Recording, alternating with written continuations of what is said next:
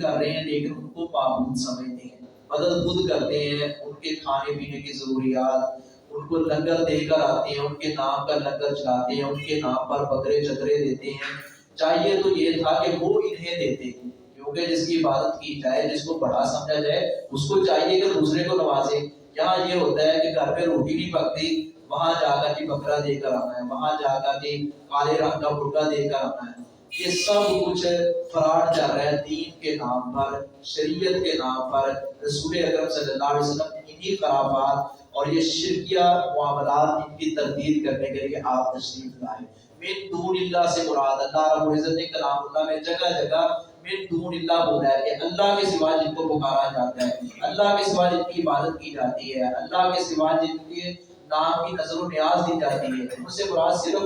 بت نہیں ہے، صرف مورتیاں نہیں ہیں، صرف پتھر اور حجر اور شجر نہیں ہے، بلکہ من دون اللہ سے مراد اللہ کے سوا جس کی بھی عبادت کی جاتی ہے